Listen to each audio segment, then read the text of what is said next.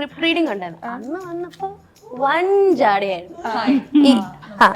എന്റെ പേര് എന്റെ പേര് നിങ്ങൾ കാർത്തികേട്ടൻ പഠിച്ചൊരു കാര്യം എന്താ? കുഞ്ഞ് എനിക്ക് അറിയണോ? ഞാൻ വന്ന ആദ്യ ദിവസം എന്നെ കണ്ടപ്പോ പറഞ്ഞു, ഇത് നിങ്ങളിങ്ങനെ ചുമ്മാ കളിച്ചടന്ന പറ്റില്ല, ഈ പടം സീരിയസ് ആണ്, കാർത്തിക് ശങ്കറിന്റെ തോളിലാണ്, അതുകൊണ്ട് നിങ്ങൾക്ക് കളിച്ച് നടക്കാനൊന്നും പറ്റില്ല, സീരിയസ് ആയിട്ട് എന്നെ എടുക്കണം, എന്ത് ഇമോഷൻ ഉണ്ടോ അത് എങ്ങനെ ചെയ്യണം എന്നൊക്കെ എന്നെ പഠിപ്പിച്ചെന്ന് ഇദ്ദേഹമാണ്. കാർത്തിക് ആ വെള്ളം തരാമോ? കാർത്തിക് വെള്ളം. മുഖത്ത് പോലും നോക്കില്ല, ലിറ്ററലി മുഖത്ത് പോലും നോക്കില്ല. ആൾക്കാർ പോകുമ്പോ കാർത്തികിനെ കണ്ടിട്ട് ഹായ് ഇങ്ങനെയൊക്കെ. And Karthik also is like, ഞാൻ പോയിട്ട് കാർത്തിക് പുള്ളിക്കാരൻ എന്നെ നോക്കിയിട്ട് ഇങ്ങനെ, ഞാൻ ചമ്മിപ്പോയി. ഇത്രയും നേരം അറിയണ ഒരാൾ അറിയാത്ത പോയി, മറ്റേ ഫാൻസ് ഒക്കെ വരുമ്പോ ഇല്ലേ ഇപ്പൊ ഞാൻ പോയി അവിടെ ഇരുന്നു. നമുക്ക് എല്ലാവർക്കും കൂടെ പോയി ഒരു പഴംപൊരി കഴിച്ചിട്ട് വരാം. പറയാൻ പറ. ഇല്ലടാ ഇപ്പൊ വരത്തില്ല. സോ പഴംപൊരി പഴംപൊരി ഓക്കെ. ഇപ്പൊ ബേസിൽ ജോസഫ് കഴിഞ്ഞാൽ അടുത്തത് കാർത്തിക് ശങ്കർ, ഡയറക്ടർ. ട്രോള് ആണോ അതോ നല്ല രീതിയിൽ പറഞ്ഞാണോ മനസ്സിലാവില്ല. വന്നപ്പോ ഞാൻ മിടുക്കനാ. രാവിലെ ഇപ്പി നൂഡിൽസ് കഴിച്ചു, അതിനുശേഷം ഇങ്ങനെ. ഇത് യൂട്യൂബിൽ നിന്ന് കൊണ്ടുവന്ന കോമഡിയാണ് കാർത്തിക് ശങ്കർ. ഹായ് ഹലോ നമസ്കാരം. ഗോളം എന്ന സിനിമയുടെ വിശേഷങ്ങളുമായിട്ട് ഇന്ന് എൻ്റെ കൂടെ ജോയിൻ ചെയ്യുന്നത് 1 2 5 പേരാണ്. ഒരുപാട് സ്നേഹത്തോടെ സ്വാഗതം ചെയ്തു. നമസ്കാരം. ഗോളത്തിൻ്റെ 2 ട്രെയിലറും കണ്ടു. വളരെ പ്രോമിസിങ് ആയിട്ടുള്ള ഒരു ട്രെയിലർ ആയിരുന്നു. എന്താണ് ഗോളം പ്രേക്ഷകർക്ക് നൽകാൻ വേണ്ടി പോകുന്നത്? കാർത്തികയുടെ തന്നെ തുടങ്ങിക്കോ. ഇതൊരു സസ്പെൻസ് ത്രില്ലർ മൂവി തന്നെയാണ്, ഒരു കുറ്റാന്വേഷണ ചിത്രം അതാണ്. അപ്പോൾ എന്താണ് ഗോളത്തിൻ്റെ ഒരു പ്രത്യേകത എന്ന് പറയുന്നത്, ഇപ്പോൾ നമ്മൾ ഒരുപാട് കുറ്റാന്വേഷണ ഈ മർഡർ മിസ്റ്ററീസ് മൂവീസ് കാണുന്നുണ്ട്. ഇപ്പോഴും തിയേറ്ററിൽ വലിയ വിജയത്തോടെ സിനിമകൾ പോകുന്നുണ്ട്. അപ്പോൾ ആ ഒരു സമയത്ത് തന്നെ ഇങ്ങനൊരു ജോണറിൽ തന്നെ ഒരു സിനിമയായിട്ട് വരുമ്പോൾ അതിൽ നമുക്കൊരു വിശ്വാസമുണ്ട്. അതിൽ പറഞ്ഞിരിക്കുന്ന കാര്യങ്ങൾ ഡെഫിനറ്റ്ലി ഒരു കൊലപാതകം, അതിൻ്റെ അന്വേഷണം എന്നൊക്കെ ആണെങ്കിൽ പോലും അതിനെ യൂണിക് ആക്കുന്ന ചില കാര്യങ്ങൾ ഇതിനകത്തിലുണ്ട്. അതാണ് നമ്മുടെ കോൺഫിഡൻസ്. അപ്പോൾ അതാണ് ഗോളം. ശിവ ചേച്ചി, ക്രൈം ത്രില്ലർ ഒരുപാട് മലയാളത്തിൽ വന്നിട്ടുണ്ട്. ഈ ഗോളം എത്രത്തോളം എക്സൈറ്റഡ് ആക്കിയത് എങ്ങനെയാണ്? ആക്ച്വലി അത് സംജാദ്, ഇതിൻ്റെ ഡയറക്ടർ, ഡെബ്യൂട്ടാൻ്റ് ആണ്. അദ്ദേഹം ആണ് ആക്ച്വലി ആദ്യം എന്നെ വിളിച്ചതിൻ്റെ കഥ പറയുന്നത്. ഞാൻ പടത്തിൻ്റെ സ്ക്രിപ്റ്റ് വായിക്കുന്നത് ഷൂട്ട് തുടങ്ങുന്നതിന് 1-2 ദിവസം മുമ്പ് മാത്രമാണ്. ഞാൻ മൂവിക്ക് യെസ് പറയുന്നത് സംജാദ് എനിക്ക് എക്സ്പ്ലെയിൻ ചെയ്ത് തന്ന, എനിക്ക് നറേറ്റ് ചെയ്ത് തന്ന ഒരു സ്റ്റോറിയും അതിൻ്റെ സ്ട്രക്ചറും ബേസ് ചെയ്തിട്ടാണ്. It is not for the character, it is not for anything. ആ ഒരു overall premise of the film, ഇതിൻ്റെ മേക്കിങ്ങിലാണ് ശരിക്കും ഇതിൻ്റെ പുതുമ എന്ന് പറയുന്നത്. ഈ പറയുന്ന ഒരു ഓഫീസിനകത്ത് നടക്കുന്ന ഒരു കൊലപാതകം, ഒരു മരണം, അത് കൊലപാതകമാണെന്ന് വിശ്വസിക്കുന്ന ഒരു പോലീസ് ഓഫീസർ, അദ്ദേഹം അത് കൊലപാതകമാണെന്ന് തെളിയിക്കാൻ ശ്രമിക്കുന്നു. ആ ഓഫീസിനകത്തുണ്ടാകുന്ന എംപ്ലോയീസ്, ഇത്രയാണ് ആ മൂവിയുടെ ക്യാരക്ടേഴ്സും പ്രിമൈസും. അപ്പോൾ ആ നിൽക്കുന്ന ആ ലിമിറ്റഡ് സ്പേസിനുള്ളിൽ ഇത്രയും ആൾക്കാരെ വെച്ച് എക്സ്പ്ലോർ ചെയ്ത് ആ ഒരു ബേസിക് ഒരു ഹൂ ഡൺ ഇറ്റ് എന്ന് പറയുന്ന ഒരു ജോണറിൻ്റെ എല്ലാ എലിമെൻറ്റ്സും ഉള്ളപ്പോഴും കുറച്ചും കൂടെ എനിക്ക് തോന്നുന്നു അത് ടെക്നിക്കലി കുറച്ച് എലിവേറ്റ് ചെയ്തിട്ടുണ്ട്. അതിൻ്റെ മ്യൂസിക്, സൗണ്ട് ഡിസൈൻ, എഡിറ്റിംഗ്. കാരണം I believe it's A directors and editors movie ഗോളം. പ്രത്യേകിച്ച് നമ്മൾ ഷൂട്ട് ചെയ്ത രീതിയൊക്കെ കുറച്ച് എന്താ പറയുക, കൺവെൻഷനൽ അല്ലാത്ത രീതിയിലൊക്കെ കുറച്ച് ഷൂട്ട് ചെയ്തിട്ടുണ്ട് സംജാദ്. ഷോർട്സ് സ്പ്ലിറ്റ് ചെയ്യുന്ന രീതിയാണെങ്കിലും അത് ഷൂട്ട് ചെയ്യുന്ന അതിൻ്റെ യുനോ ഏത് ഓർഡറിലാണ് അത് ഷൂട്ട് ചെയ്യുന്നതെന്ന് ഉൾപ്പെടെ ആ ഒരു പുതുമ കണ്ടിട്ടുണ്ട്. ഞാൻ ഫൈനൽ എഡിറ്റഡ് മൂവി കണ്ടിട്ടില്ല, പക്ഷേ I know this is an editor's film out right. Okay. Gauri എനിക്കൊന്ന് മൾട്ടി ടാലൻറ്റഡ് ആയിട്ടുള്ള ഒരു പേഴ്സൺ ആണ്. ഞാൻ ബയോയിൽ ചെക്ക് ചെയ്ത സമയത്ത് അസിസ്റ്റന്റ് ഡയറക്ടറാണ്, ഡബിങ് ഡയറക്ടറാണ്, സിംഗറാണ്, ഡാൻസറാണ്, കരാട്ടെ ബ്ലാക്ക് ബെൽറ്ററാണ്. എങ്ങനെയാണ് ഈ സിനിമയിലേക്ക് എത്തുന്നത്? എന്ത് ചെയ്താലും സിനിമ തന്നെ ചെയ്യണം എന്നുള്ള ആഗ്രഹമുള്ള ഒരാളാണ്. അപ്പം അതുകൊണ്ടാണ് ബാക്കി ഈ മുന്നത്തെ കാര്യങ്ങളൊക്കെ. ഫൈനലി ഞാൻ ആദ്യമായിട്ട് അഭിനയിക്കാൻ ഒരു ചാൻസ് കിട്ടിയത് ഈ മൂവിയിൽ വെച്ചിട്ടായിരുന്നു. അങ്ങനെ അഭിനയിച്ചു, നന്നായിട്ടുണ്ടെന്ന് തോന്നുന്നു. എങ്ങനെയുണ്ടായിരുന്നു ഇവരുടെ കൂടെയുള്ള ഒരു എക്സ്പീരിയൻസ്? ആസ് എ ന്യൂ കമ്മർ എനിക്ക് അടിപൊളി എക്സ്പീരിയൻസ് തന്നെയായിരുന്നു. കാരണം ഇത്രയും നല്ലൊരു കാസ്റ്റിംഗ് ഗ്രൂപ്പ്, പ്രത്യേകിച്ച് സംസാരിക്കാൻ അവരും പുതിയ ആൾക്കാരാണ്. പക്ഷെ അവരുടെ മേക്കിങ്ങിൽ നമുക്ക് ഭയങ്കര ഹോപ്പുണ്ട്. കാസ്റ്റിംഗ് ഗ്രൂപ്പ് എല്ലാവരും നന്നായിട്ടുണ്ടായിരുന്നു. അതിപ്പോൾ ട്രെയിലർ കാണുമ്പോൾ തന്നെ നമുക്ക് മനസ്സിലാവും. അതിൻ്റെ കളറിംഗ് ആണെങ്കിലും മ്യൂസിക് ആണെങ്കിലും എല്ലാ എലിമെന്റ്സും. സോ ഇപ്പം ഫസ്റ്റ് മൂവി എനിക്ക് അഭിമാനത്തോടെ പറയാം ഈ മൂവിയുടെ ഭാഗമായിരുന്നു. എനിക്ക് ഒന്ന് ട്രെയിലർ കണ്ടപ്പോൾ ഭയങ്കര ചേഞ്ച് ആയിരുന്നു, 3 പേരെയും കാണാൻ വേണ്ടിയിട്ട്. ഞാൻ സെർച്ച് ചെയ്തിരുന്നു ഇന്നലെ ഇരുന്നിട്ട്, ഇതൊക്കെ ആരൊക്കെ കാസ്റ്റിംഗ് നോക്കിയപ്പോൾ ഒട്ടും മനസ്സിലാവുന്നില്ല, ഭയങ്കര ചേഞ്ച് ആയിരുന്നു. സിനിമയിലും മനസ്സിലാവില്ല. ഓക്കെ, ഗായത്രി ഫസ്റ്റ് മൂവിയാണ് ഗായത്രിയുടെയെന്ന് തോന്നുന്നു. എങ്ങനെയാണ് ഈ സിനിമയിലേക്ക് എത്തുന്നത്? സിനിമയിലോട്ട് എത്തണമെന്ന് പറഞ്ഞ ബിനോയ് ചേട്ടനാണ് ഞങ്ങൾക്ക് കാസ്റ്റിംഗ് ചെയ്തത്. ആൻഡ് പുള്ളിക്കാരൻ ഒത്തിരി ഓഡിഷൻ കോൾസിന് വിളിച്ചിട്ടുണ്ട്. അങ്ങനെ one of the audition calls ആയിട്ടായിരുന്നു ഇതിനും പോയത്. And what I really like ഈ ഓഡിഷൻ എന്നത്, ഇത് ഞങ്ങൾ പിന്നെ അറിഞ്ഞപ്പോഴാണ് മനസ്സിലായത്, ഞങ്ങൾക്ക് എല്ലാവർക്കും ഒരു 7 minute സ്ക്രിപ്റ്റ് ഉണ്ടായിരുന്നു. അത് ഇങ്ങനെ കാണിക്കണമായിരുന്നു പ്രോപ്പറായിട്ട് ആക്ട് ചെയ്ത്. ആ 7 minute സ്ക്രിപ്റ്റ് മതിയായിരുന്നു for us to say yes to the movie. എനിക്ക് കിട്ടിയോ കിട്ടിയില്ലെങ്കിലും എനിക്കൊരു ഇതുണ്ടായിരുന്നു, ഓക്കെ ഈ ഒരു 7 minute സാധനം ഞാൻ ചെയ്ത് വെച്ചത്, I felt very liberated as an actor. ആ ഒരു ഓഡിഷൻ പ്രോസസ്സ്, ആ 7 minute സ്ക്രിപ്റ്റിലുള്ള audition process. So I was like okay, തിരിച്ച് കോള് വന്നാൽ I'm definitely doing this movie because I was sold in that 7 minute of audition process that they had. Okay, Sheetal ഇതിനു മുമ്പ് കടകളിൽ ഒരു വേഷം? ഇല്ല, കടകിൽസ് ആക്ച്വലി എൻ്റെ ഫ്രണ്ട്സിൻ്റെ മൂവിയാണ്. സോ കടകിൽ ആക്ട് ചെയ്തിട്ടില്ല. ഇത് മൈ ഫസ്റ്റ് മൂവി. ഇതും ഈ പറഞ്ഞ ഒരു ഓഡിഷൻ തന്നെയാണ്. ഞാൻ ഒരു 20-25 ഓഡിഷൻസ് അറ്റൻഡ് ചെയ്തിട്ടുണ്ട് ഓൾറെഡി. ലൈക്ക് പണ്ട് മുതൽ എനിക്ക് ഇഷ്ടമാണ് മൂവി ചെയ്യാനായിട്ട്. അപ്പം എപ്പോഴും എല്ലാതും കിട്ടാതെ ഇങ്ങനെ പോകുമ്പം I used to feel like എന്താ പറയാ, ഓക്കെ സോ അതിലുള്ള കഴിവില്ല കുട്ടി, പിന്മാറിക്കോളൂ എന്നുള്ളൊരു തോട്ടായിരുന്നു. അങ്ങനെ ഇരിക്കുന്ന സമയത്താണ് ഇങ്ങനെ ഒരു കോള് വരുന്നതും സെലക്ട് ആയെന്ന് പറയണതും. പിന്നെ അവിടെ നിന്ന് അങ്ങോട്ട് 2023-24 നല്ലൊരു ഇയർ ആയിരുന്നു. ഇപ്പം ഓൾറെഡി വേറൊരു മൂവിയും കൂടെ ചെയ്തു, കുറഞ്ഞ കമ്മിറ്റ് ചെയ്തപ്പം എനിക്ക് മൊത്തത്തിൽ ഒരു നല്ലൊരു ഇയർ ആണ് സത്യം പറഞ്ഞത്. ഇപ്പൊ ഗോളമാണ് അതിന്റെ സ്റ്റാർട്ട്. സോ ഫോർ മീ ഗോളം ഇസ് റിയലി സ്പെഷ്യൽ. കുട്ടിക്ക് കഴിവില്ല എന്ന് പറഞ്ഞ് മാറ്റി പറയിപ്പിച്ചു. ഈ ട്രെയിലറിന്റെ താഴെ ഞാൻ നോക്കുമ്പോൾ കാർത്തികേട്ടന്റെ ആരാധകർ ആവേശത്തിലാണെന്ന് തോന്നുന്നു. ആരാധകർ ശാന്തരല്ല. കമന്റ്സ് കണ്ടിട്ടുണ്ടായിരുന്നു. എനിക്ക് ഒരു കമന്റ്സിൽ പോലും കാർത്തികേട്ടന്റെ പേര് പറയാതില്ല. തളർത്തിയിട്ടിരിക്കുന്നതാണ് രാവിലെ മുതൽ വന്നില്ല. അത് വെച്ച് ആ കമന്റിന്റെ പേര് വെച്ച് തന്നെ രാവിലെ തളർത്തിയിട്ടേക്കാണ്. അതുകൊണ്ട് എന്താണ് ചോദ്യം മനസ്സിലായില്ല. ഓക്കെ, ഇപ്പം കാർത്തികേട്ടന് ഒരു സിനിമ വരുന്ന സമയത്ത് ഈ പറഞ്ഞ ഒരുപാട് പ്രതീക്ഷയുണ്ട്. അത് കാലിബർ അറിയുന്നത് കൊണ്ട് തന്നെയാണ് ഒരു ഇത്ര ഓഡിയൻസ് ചേട്ടന്റെ സിനിമയ്ക്കായിട്ട് വെയിറ്റ് ചെയ്യുന്നത്. പലപ്പോഴും അവർ ഭയങ്കരമായിട്ട് വിശ്വസിക്കുകയും ട്രസ്റ്റ് ചെയ്യുന്നുണ്ട് ചേട്ടൻ്റെ ഓരോ കഥാപാത്രത്തിനും. അത് ചേട്ടൻ കാണുന്ന ഒരു രീതി എങ്ങനെയാണ്? അല്ല, ഞാൻ 2015 എൻ്റെ ആദ്യത്തെ ഷോർട്ട് ഫിലിം ഇറങ്ങുന്നത്. അതായിരുന്നു നമുക്ക് ഈ ഷോർട്ട് ഫിലിം അല്ലെങ്കിൽ ഇങ്ങനത്തെ ഒരു ഇൻഡസ്ട്രി മതി മുന്നോട്ട് പോകാൻ ഒരു വാതിൽ തുറന്ന പോലെ നമുക്ക് ഫീൽ ചെയ്തു. അപ്പോൾ അത് അന്ന് ഭയങ്കര വൈറലായിരുന്നു.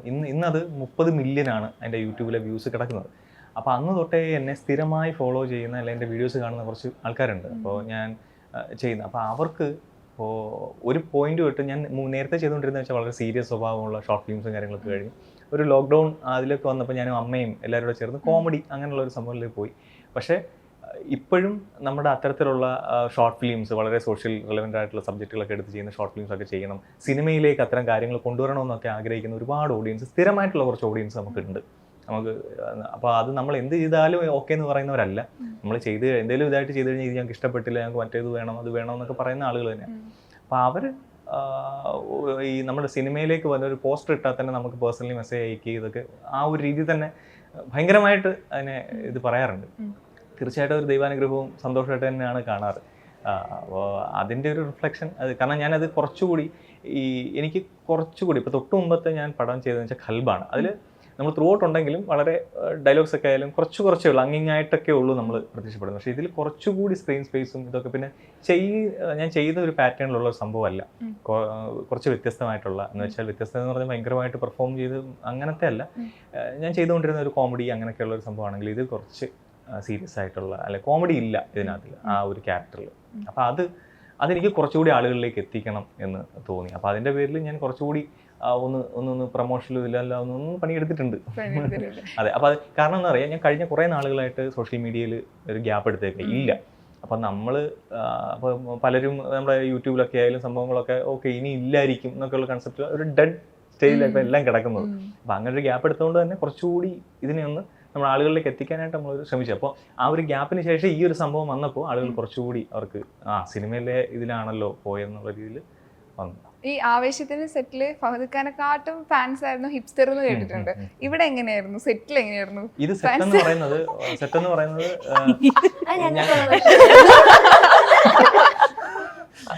ഇതൊരു 40 ദിവസത്തെ നമുക്ക് എല്ലാവർക്കും ഒരു ലോങ് ടേം ആയിരുന്നല്ലോ ഷൂട്ട് ഉണ്ടായിരുന്നത്. അപ്പം എല്ലാ ദിവസവും കാണുന്നത് ഒരേ ആൾക്കാരെയാണ്. നമുക്കിതൊരു മൂവി സെറ്റ് ആയിട്ടല്ല ഫീൽ ചെയ്തോണ്ടിരുന്നത്. ഒരു കോളേജ് ഫസ്റ്റ് ഡേ വന്നപ്പോ ഞങ്ങൾക്കൊരു സ്ക്രിപ്റ്റ് റീഡിംഗ് ഉണ്ടായിരുന്നു. അന്ന് വന്നപ്പോ വൻ ജാടയായിരുന്നു. എന്റെ പേര് കാർത്തി, എന്റെ പേര്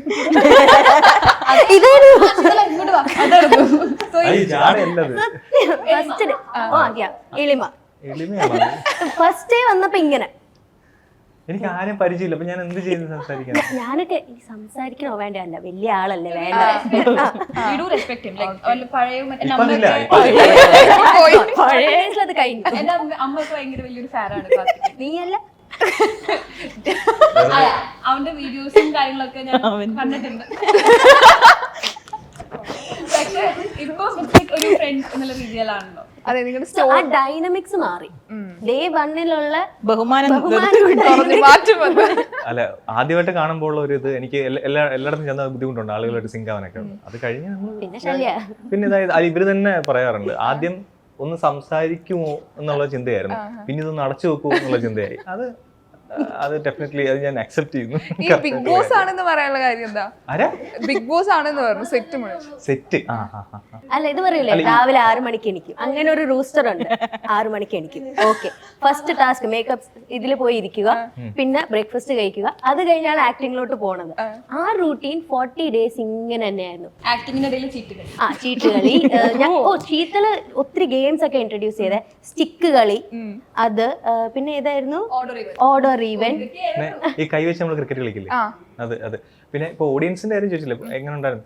കാരണം ഇതൊരു ഞങ്ങൾ ഓഫീസ് സ്റ്റാഫായിട്ടാണ്. അപ്പൊ ഈ ഇതുപോലൊരു വലിയൊരു ഇതില് ഓഫീസ് റൂം സെറ്റ് ചെയ്തേക്കാം. അപ്പൊ അവിടുന്ന് വെളിയിൽ നിന്നുള്ളവർക്ക് പ്രവേശനം ഇല്ല ആക്ച്വലി. അപ്പൊ വേറെ നമുക്ക് കാണാൻ പുറത്തുനിന്നുള്ള ആൾക്കാരും ഇല്ല. അപ്പൊ അവിടെ തന്നെയാണ് നമ്മൾ ഈ പറഞ്ഞ പോലെ ബിഗ് ബോസ് പോലെ അങ്ങനെ ഇങ്ങനെ. പിന്നെ ഒരു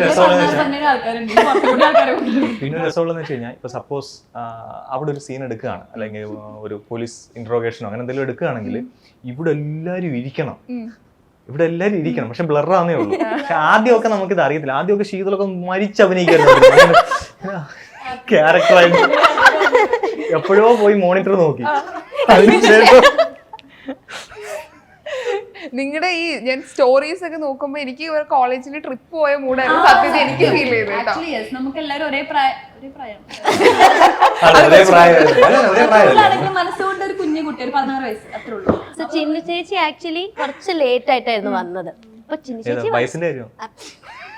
പ്രായത്തിൽ ഇദ്ദേഹത്തെ കടി ചെറുപ്പമായതുകൊണ്ട് ഷൂട്ടിലോട്ട് കുറച്ചൊരു ഡിലേ കഴിഞ്ഞിട്ടായിരുന്നു, ഒരു 4-5 ഡേയ്സ് അല്ലെ. ആ 4-5 ഡേയ്സ് പുള്ളിക്കാരി എല്ലാ സിനിമ സെറ്റ് പോലെ ഓക്കെ ടൈമില് വന്നപ്പോഴത്തേക്കും ഫസ്റ്റ് സീൻ ചേച്ചി കയറി വരുക, കാണുന്നത് ഇങ്ങനെ തറയില് ഒരു 10 പേരിങ്ങനെ ഇരിക്കണ്ട, ഇരുന്ന് ചീട്ടുകളിയാണ്. ഇത് സീനിന്റെ പാട്ടാണോ? അല്ല ചേച്ചി ഇരിക്കെ.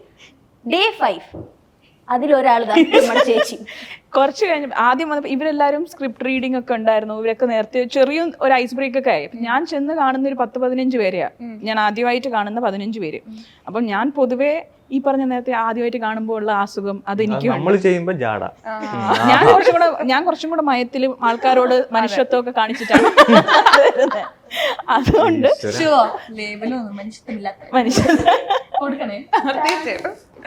സോ ആദ്യത്തെ 2-3 ദിവസം ഭയങ്കര ഓക്വേർഡ് ആയിരുന്നു. പിന്നെ കുറച്ച് കഴിഞ്ഞപ്പോ ഈ പറയുന്ന പോലെ നമ്മളെല്ലാരും ബ്ലർ ആർട്ടിസ്റ്റുകളാണ് പല സമയങ്ങളിലും. അവിടെ നിന്ന് ക്യാമറ വെച്ചാൽ അങ്ങ് അറ്റത്തുള്ളവർ വരെ ബാക്കിൽ ഇങ്ങനെ ചുമ്മാ ഇങ്ങനെ ഇരിക്കണം. കാരണം വേറൊരു നിർവാഹമില്ല. നമ്മുടെ ഒരു ഇപ്പം പിങ്ക് ആണെങ്കിൽ ഒരു പിങ്ക് വട്ടത്തിലൊരു ഗോളം. അപ്പൊ അങ്ങനെയാണ് പല സമയം. ചില സമയത്തൊക്കെ അവരവിടെ ഉള്ളിൽ ഷൂട്ട് ആക്സസ് ഒക്കെ മാറ്റി നമ്മളിപ്പോഴും അവിടെ നിൽക്കുക. എന്താ നടക്കുന്നത്? കാരണം അവരുള്ളിൽ ഷോട്ട് മാറ്റി വെച്ചു.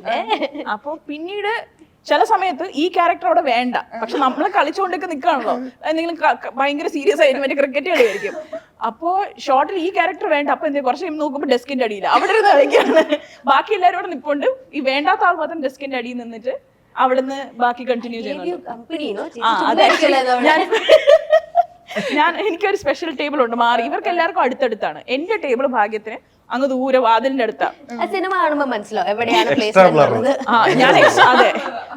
അപ്പൊ അതിന്റെ അടുത്ത് ഒരു സമയത്ത് ഇവര് അവിടെ ആ ഷോട്ടിൽ വേണ്ട, അപ്പം ഇദ്ദേഹം വന്ന് ഇവിടെ ഒന്നാമത് എലിക്കുഞ്ഞിന്റെ അത്രേ ഉള്ളു. അപ്പം ഇവിടെ വന്ന് നോക്കുമ്പോ കുറച്ച് എന്തെങ്കിലും അവിടെ ഞാനിരിക്കുന്നിടത്ത് ഫാനോ ഇതൊന്നുമില്ല. കാരണം സെറ്റ് ഇട്ടിരിക്കുന്നോണ്ട് അതിനകത്ത് AC ഇല്ല. AC കണ്ടാ തോന്നുമെങ്കിലും അത് വർക്കാവുന്ന സാധനമല്ല.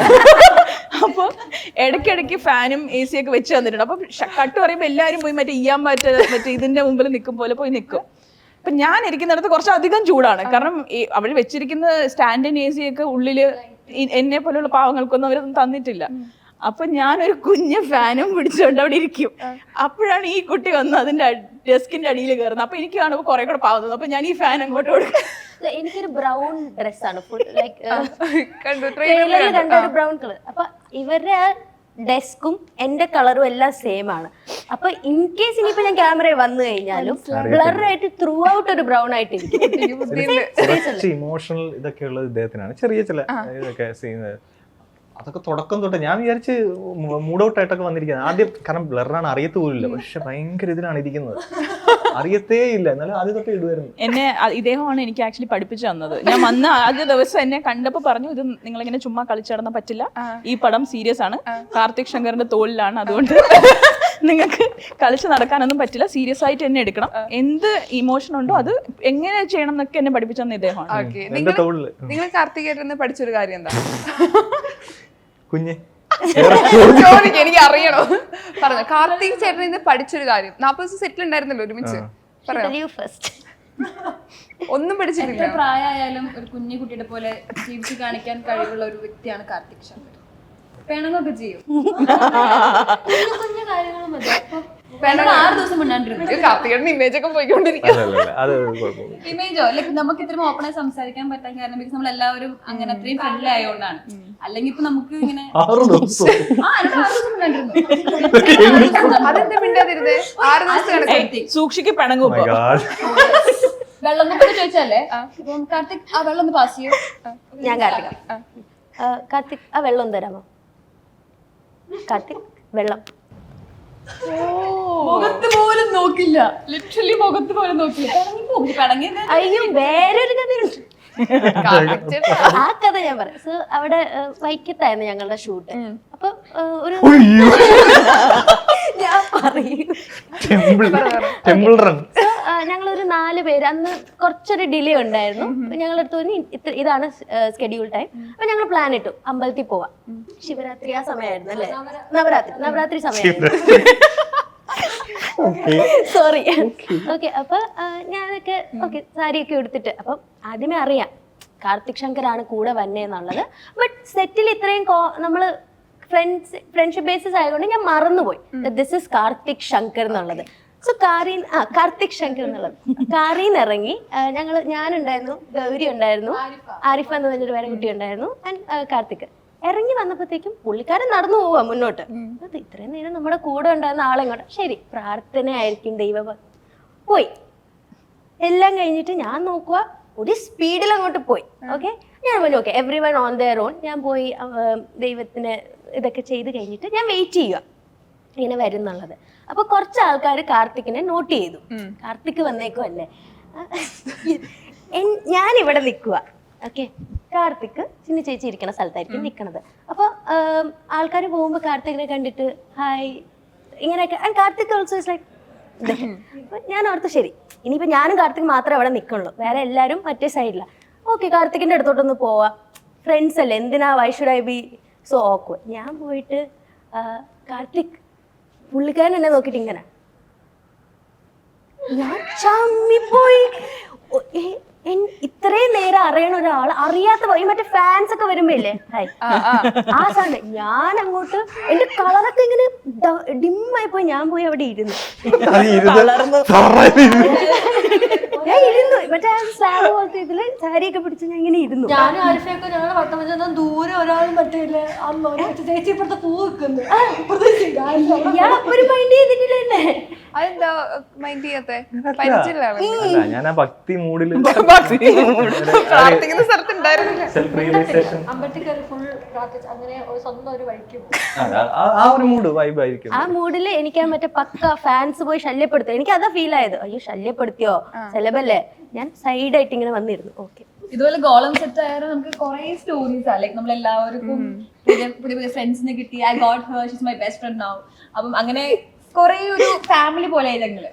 നിങ്ങൾ ഇതിന് സെറ്റിൽ കണ്ട ശേഷമാണോ ഫ്രണ്ട്സ് ആവണേ? ഒരുമിച്ച് ടാറ്റു അടിക്കാൻ പോയില്ലേ രണ്ടുപേരും? ഒരു ദിവസം എത്ര ടാറ്റു നിങ്ങൾ അടിക്കുക?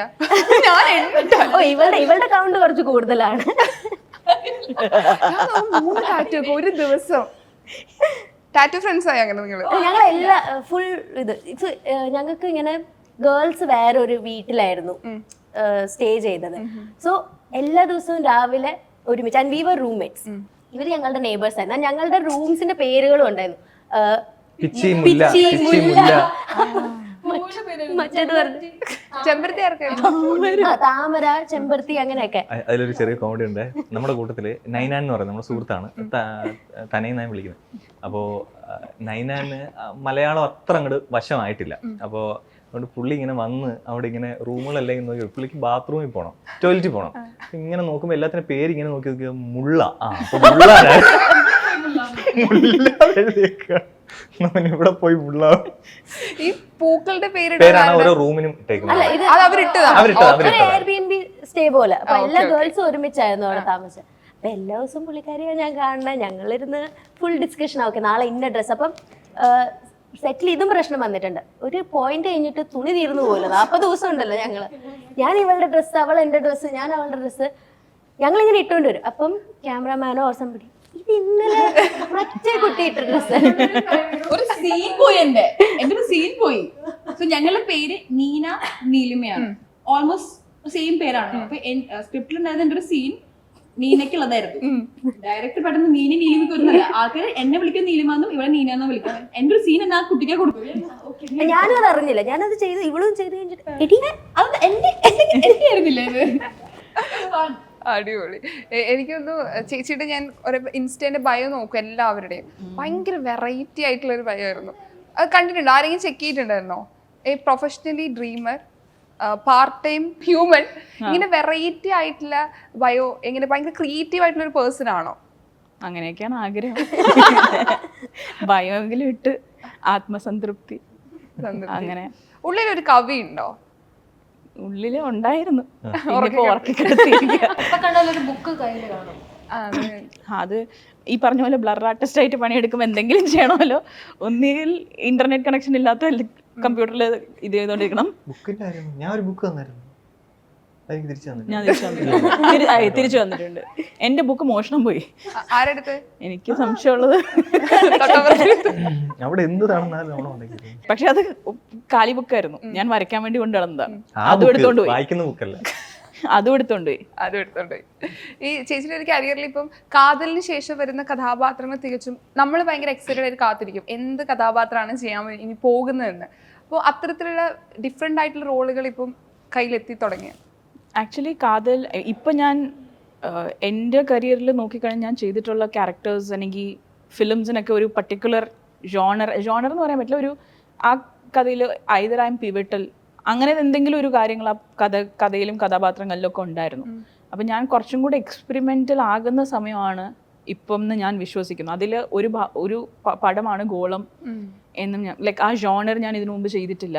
ഈ കഥാപാത്രം കാരണമല്ല ഞാൻ ഈ പടം ചെയ്യുന്നത്, ആ കഥ കാരണമാണ് അല്ലെങ്കിൽ ആ ജോണർ കാരണമാണ് മൂവി ചെയ്യാമെന്ന് തീരുമാനിക്കുന്നത്. അപ്പം ഇപ്പോൾ വരുന്ന മൂവീസ് ആണെങ്കിലും ഒക്കെ അത് റിഫ്ലക്റ്റിംഗ് ആണ്. ഒബ്വിയസ്ലി കാതൽ എന്ന് പറയുന്ന മൂവി തന്നിട്ടുള്ള ഒരു എക്സ്പോഷർ അത് ഇസ് ക്വൈറ്റ് ബിഗ്. അപ്പോൾ അതിന് ശേഷം വരുന്ന ക്യാരക്ടേഴ്സിൽ ആ വ്യത്യാസമുണ്ട്. ഇപ്പോൾ 1ാം ക്ലാസ് മുതൽ സ്റ്റേജ് പ്രോഗ്രാംസിലൊക്കെ പങ്കെടുത്ത ഒരാളാണ്.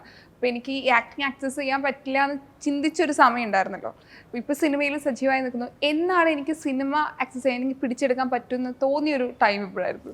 സത്യമായിട്ട് പറയുകയാണെങ്കിൽ കാതലിൻ്റെ റിലീസിന് ശേഷം. അതിനു മുമ്പ് വരെ I wouldn't tell people that I am an actor. Because film എന്ന് പറയുന്നത് ഭയങ്കര ട്രാൻസിയൻ്റ് ആയിട്ടുള്ളൊരു ഇൻഡസ്ട്രിയാണ്. So today you are in cinema, tomorrow you are not. കാരണം ഫിലിമിന് നിങ്ങളുടെ ആവശ്യമില്ല.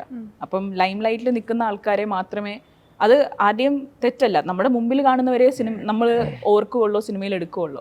ഞാൻ ചെയ്തിട്ടുള്ള അതിന് മുമ്പ് ചെയ്തിട്ടുള്ള മൂവീസും കഥാപാത്രങ്ങളൊക്കെ ഒരുപാട് എനിക്ക് സ്നേഹവും ഒക്കെ കൊണ്ടുവന്നിട്ടുണ്ടെങ്കിൽ പോലും എന്തോ Kaathal did something a little more special.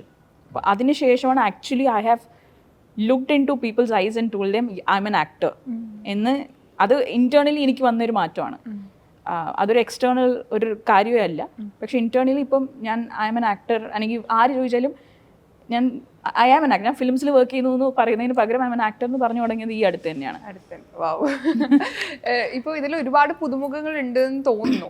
അപ്പം പുതിയ ഒരു ഡയറക്ടറാണ്. അപ്പൊ എങ്ങനെയായിരുന്നു അദ്ദേഹത്തോടുള്ളൊരു വർക്ക് എക്സ്പീരിയൻസ്? എങ്ങനെയുണ്ടായിരുന്നു? സംജാബർ വളരെ കൂളാണ്. നമ്മളെല്ലാവരും ഞങ്ങളുടെ മൂന്നിനും ഫസ്റ്റ് മൂവിയാണ്.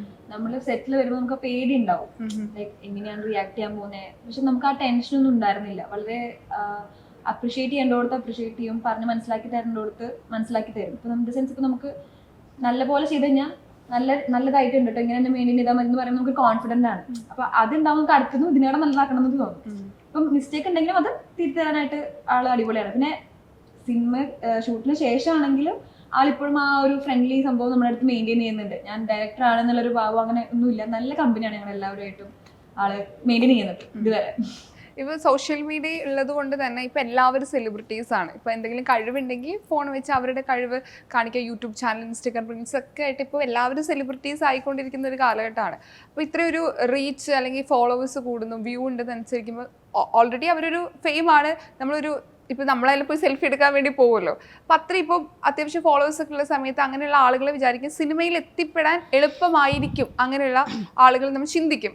നിങ്ങൾക്ക് അങ്ങനെ എളുപ്പമാണെന്ന് തോന്നിയിട്ടുണ്ടോ സിനിമയിലേക്ക് എത്തിച്ചേരാൻ? സിനിമയിൽ തീർച്ചയായിട്ടും എത്തിപ്പെടാൻ ഈ സോഷ്യൽ മീഡിയയുടെ ഒരു ഇത് അത് എളുപ്പം തന്നെ. എളുപ്പം മീൻസ് കാണുന്ന ആളുകൾക്കാണ് തോന്നേണ്ടത്. ഇപ്പം നമുക്ക് പക്ഷേ ഒരു ന്യൂ കമർ കഷ്ടപ്പെടുന്ന അത്രയും ഇപ്പോൾ ഓഡിഷൻസ് അങ്ങനെയുള്ള ഒരുപാട് സംഭവങ്ങളിൽ നിന്ന് നമുക്ക് കുറച്ച് അതിൻ്റെ കാഠിന്യം കുറഞ്ഞിരിക്കും. കാരണം നമ്മുടെ പെർഫോമൻസ് അവർ കാണുകയല്ലേ. അപ്പോൾ ഓൾറെഡി നമ്മുടെ പെർഫോമൻസ് ഇന്ന ജോണറിൽ കണ്ടിട്ടുണ്ട്, ഇത് കണ്ടിട്ടുണ്ട് എന്നൊക്കെ പറയുമ്പോൾ അവരത് കണ്ട് ഇഷ്ടപ്പെട്ടായിരിക്കും നമ്മൾ അതിനെ വിളിക്കുന്നത്. അപ്പോൾ ഇത് അദ്ദേഹത്തോട് ചെയ്യാൻ പറ്റും എന്നുള്ളൊരു കോൺഫിഡൻസ് വരും. അല്ലാതെ നമ്മളൊരു ചാൻസ് അന്വേഷിച്ച് പുതിയ ഒരാളായിട്ട് വരുമ്പോൾ നമ്മളിത് കാണിച്ചു കൊടുക്കണം, നമുക്കിങ്ങനെ കഴിവുണ്ട്. അപ്പോൾ അങ്ങനെ ആ ഒരു എഫേർട്ടിലൊരു വ്യത്യാസം ഉണ്ടെന്നല്ലാതെ നമ്മളൊരു സോഷ്യൽ മീഡിയയിൽ ഇത് ചെയ്യുന്നെന്ന് പറഞ്ഞാൽ നമുക്ക് പെട്ടെന്ന് ഡോർ അങ്ങ് ഓപ്പൺ ആയി വരില്ല. അത് ഡെഫിനറ്റ്ലി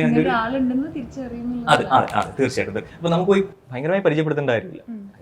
അറിയാം കണ്ടിട്ടുണ്ട് എന്നുള്ള സംഭവം. അതിനപ്പുറത്തേക്ക് കഴിവ് അവിടെ ഒരു മാനദണ്ഡം തന്നെയാണ്. തീർച്ചയായിട്ടും. ഇതില് നിങ്ങളുടെ ആദ്യ സീൻ ഏതാണ്? ഫസ്റ്റ് തിങ് ആദ്യ സീന്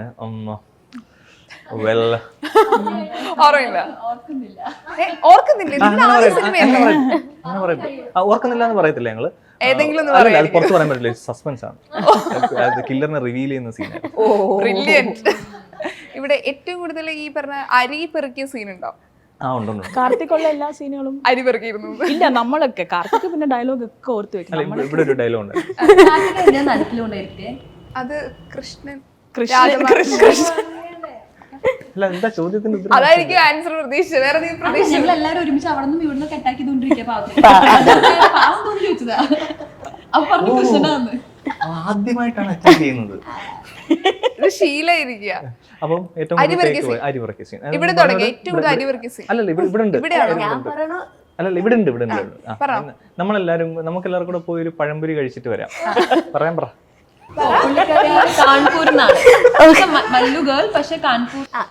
യുപിയിലായിരുന്നു ബോൺ ആൻഡ് ബോൺ. യുപിയിൽ പഴംപൊരി ഇല്ല. ഇല്ല, ഞങ്ങൾക്ക് ബജ്ജി അങ്ങനത്തെ സാധനങ്ങളൊക്കെയാ. സോ ഒരു വേർഡ്, ഈ പറഞ്ഞ വേർഡ് അത് ഞാൻ പറയണില്ല, പറഞ്ഞു കഴിഞ്ഞാൽ പറയാൻ പറ്റും. സിനിമയിൽ നമുക്ക് കാണാൻ പറ്റില്ല, കാണാൻ പറ്റും. അതാണ് ഏറ്റവും കൂടുതൽ ഞാൻ എന്നാലും ഒന്ന് നമുക്ക് എല്ലാവർക്കും കൂടി ഇല്ലടാ ഇപ്പൊ വരത്തില്ല. So pazhampori okay, banana fritters. മലയാളത്തിൽ വരുമ്പോ ഇങ്ങനെ വരും. സോ ആ ഒരു വേർഡ് ഉണ്ടായിരുന്നു, അതിലാണ് ഏറ്റവും കൂടുതൽ ടേക്ക് പോയത്. എന്റെ വായക്ക് ഇങ്ങോട്ടൊക്കെയാണ് പോയത് ആ വേർഡ് പറയാൻ. ആൻഡ് കാർത്തിക് ശങ്കർ എന്ന് പറഞ്ഞ ഒരു ഗുരു പോലെ എനിക്ക് വേണ്ടി. ഐ ടെൽ യു ബൈ, എന്തിനാന്ന് ഞാൻ പറയട്ടെ. പുള്ളിക്കാരനായിരിക്കും മോസ്റ്റ് സിനിമ കാണുമ്പം ഒരു ഇത്രയും പേരില്ലേ, അപ്പോൾ നമ്മൾ സൈഡിൽ നിൽക്കണ ഓരോരോ ലെഫ്റ്റ് ആൻഡ് റൈറ്റ് ആണല്ലോ. എൻ്റെ റൈറ്റോ അല്ലെങ്കിൽ ലെഫ്റ്റിൽ കാർത്തിക് ശങ്കർ കാണും. അപ്പോൾ this a good thing that I'm telling.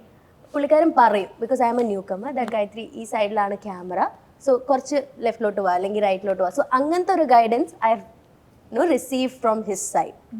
Because എനിക്ക് ചിലപ്പോൾ മനസ്സിലാവൂലായിരിക്കും ചില സൈഡിൽ, ബിക്കോസ് ഇത്രയും ആൾക്കാരുള്ള കാരണം ഏത് ആക്സസ് കറക്റ്റ് ആണെങ്കിൽ ഏത് സൈഡിലോട്ട് നമുക്ക് ഫേസ് ചെയ്യണം, ഇത്രയും ഒരു റഷ് ഉണ്ടല്ലോ. But he will be always there to support, like you know Gayathri ഇന്ന സൈഡിൽ ഇങ്ങനെ, അല്ലെങ്കിൽ ഈ ഡയലോഗ് ചിലപ്പോൾ ഇന്ന രീതിയിൽ ഒന്ന് പറഞ്ഞു നോക്ക്. So his support has been there throughout in the film as a guidance, as a senior guiding newcomer. So I'm thankful. ഇതിന്റെ ഇടയിൽ പറഞ്ഞ പോലുള്ള പിണക്കങ്ങളും കാര്യങ്ങളൊക്കെ പോകുന്നുണ്ട്. അതൊക്കെ ഉണ്ട്, പക്ഷെ നല്ല കാര്യങ്ങൾ പറയണല്ലോ. അതെ അതെ തീർച്ചയായിട്ടും. ഇവിടെ അരിപെറുക്കി സീൻ എന്തെങ്കിലും ഉണ്ടോ? ഡയലോഗ് ഉണ്ട്. ഡയലോഗ് ഇല്ലേ? ഇങ്ങനെ സ്നേഹം കൊടുക്കും, സ്നേഹം. അല്ല, ഇത് മറ്റേ എക്സ്പ്രഷൻ ഇട്ടിട്ടുള്ള ഒരു സാധനം, ഒരു ഗംഭീര സാധനമുണ്ട്. അമ്പോ ഫൈനൽ കട്ടിൽ പോകുന്ന പറഞ്ഞു.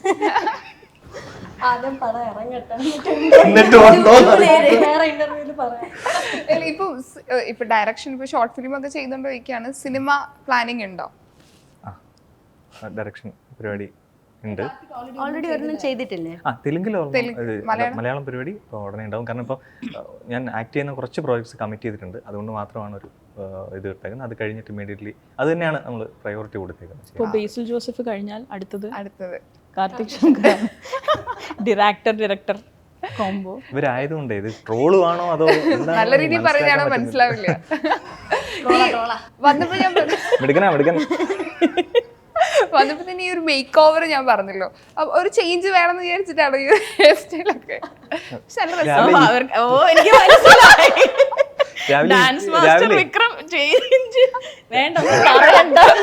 രാവിലെ ഇപ്പി നൂഡിൽസ് കഴിച്ചു, അതിനുശേഷം ഇങ്ങനെ. ഇത് യൂട്യൂബിൽ നിന്ന് കൊണ്ടുവന്ന കോമഡിയാണ് കാർത്തിക് ശങ്കർ. നല്ല ക്യൂട്ടായിട്ട് നല്ല രസമുണ്ട്. Thank you. എനിക്ക് ഭയങ്കര ഇഷ്ടമായി. അതിന് നൂഡിൽസ് അത് ഹെയർ സ്റ്റൈൽ വേണമെന്നില്ല, ഓൾവേസ് ഞങ്ങളുടെ ചിന്നിച്ചാന്ദിനി ക്യൂട്ടാണ്. You're not getting anything from her side. ഇതായിരുന്നു 40 ദിവസം എന്നെ വിളിച്ചു വരുത്തി അപമാനിക്കുക, ഒരു ഇതായിരുന്നു ആ സെറ്റിലെ ദുരന്തം. ദുരന്തമല്ല, ദുരിതം, സോറി, ദുരന്തം എന്ന് പറഞ്ഞോണ്ടല്ലേ സത്യം വിളിച്ചു പറഞ്ഞത്. അപ്പൊ സിനിമ ചെറുത് ചെറുത്. പക്ഷെ ഈ മൂഡൊന്നും അല്ലേ സിനിമ, അതാണ് ഡിഫറൻസ്. സിനിമ വരുമ്പോ നമ്മൾ സീരിയസ് ആണ്. പക്ഷെ സെറ്റിൽ ഇതായിരുന്നു, ഈ ഒരു മൂഡാണ് ഫുൾ ടൈം സെറ്റിലിരുന്നത്. ആകെ സംജാതിക്ക ആക്ഷൻ കട്ട് വരെ ഞങ്ങൾ സീരിയസ് ആയിരിക്കും. അത് കഴിഞ്ഞാൽ പിന്നെ മൂഡ് മാറി. ഞങ്ങൾ വെയിറ്റിംഗ് ആണ് കാണാൻ വേണ്ടിയിട്ട്. ജൂൺ 7-ാം തീയതിയാണ്. ജൂൺ 7-ാം തീയതി എല്ലാവരും ഇത് എന്താ പറയാ റിമൈൻഡറും ഇതൊക്കെ വെച്ചാണ്. ജൂൺ 7-ാം തീയതിയാണ് ഫസ്റ്റ് ഷോ തന്നെ കാണുന്നതായിരിക്കും. അപ്പൊ എല്ലാവിധ ആശംസകളും നേരാണ്. പ്രേക്ഷകരോട് എന്താ പറയാനുള്ളത്? എല്ലാരും പോയി കാണണം. കുറച്ച് പുതിയ നല്ല മനുഷ്യന്മാരുടെ ഒരു ഹാർഡ് വർക്കിന്റെ ഒരു ഫിലിമാണ്. എല്ലാവരും പ്ലീസ് ടു വാച്ച് തിയേറ്റേഴ്സ്.